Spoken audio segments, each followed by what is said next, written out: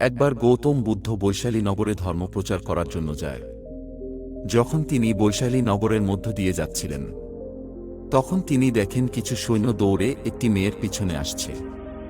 মেয়েটি ভয়ে এবং তৃষ্ণায় হাঁপাতে হাঁপাতে একটি কুয়োর সামনে এসে দাঁড়ায়। বুদ্ধ ওই মেয়েটিকে তার সামনে আসার জন্য বললেন এবং কুয়োর থেকে জল তুলে সে নিজেও যেন খায় আর বুদ্ধকেও যেন খাওয়ায়। ওই সময়ের মধ্যেই সৈনিকরা ওখানে পৌঁছে যায়। বুদ্ধ তার হাতের ইশারায় সৈনিকদের থামতে বললেন।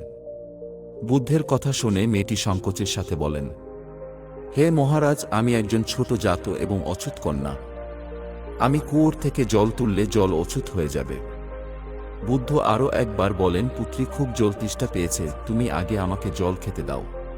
এরই মধ্যে বৈশালী নগরের রাজাও সেখানে চলে এলো এবং তিনি বুদ্ধকে নমস্কার করে আর সোনার পাত্রে গোলাপের সুগন্ধ জল খাওয়ার জন্য অনুরোধ করেন। কিন্তু বুদ্ধ মানা করে দেয়। বুদ্ধ আবার একবার মেয়েটিকে বলেন জল খাওয়ানোর জন্য। এবার মেয়েটি ভয়ে ভয়ে কুয়োর থেকে জল তুলে নিজেও খেলেন এবং বুদ্ধকেও খাওয়ালেন। জল খাওয়ার পর বুদ্ধ মেয়েটির কাছে ভয়ের কারণ জিজ্ঞেস করেন। মেয়েটি বলেন, আমাকে রাজার দরবারে গান গাওয়ার আমন্ত্রণ মিলেছিল। রাজা আমার গান শুনে খুশি হয়ে তার গলার মালা আমাকে দিয়েছিলেন। কিন্তু ওখানে কেউ একজন রাজাকে বলেছিলেন যে আমি একজন ছোট জাত এবং অচ্যুত কন্যা। এটা জেনে তিনি সৈনিকদের আমাকে একটা জায়গায় বন্দী করে রাখার কথা বলে।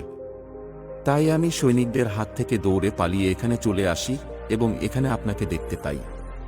এইসব শোনার পর বুদ্ধ রাজাকে বলেন, আমি চাই যে আপনি আমার এই কথাটি সারা জীবন মনে রাখবেন। কোনো মানুষের পরিচয় তার ধর্ম বা জাতিতে হয় না, তার গুণ, কর্ম এবং বিচার থেকে হয়। যেই মেয়েটির মধুর কণ্ঠের সুরে আপনি আনন্দ উপভোগ করলেন তাকে পুরস্কার দিলেন। যার কর্ম এত সুন্দর সে কখনোই অচ্যুত হতে পারে না।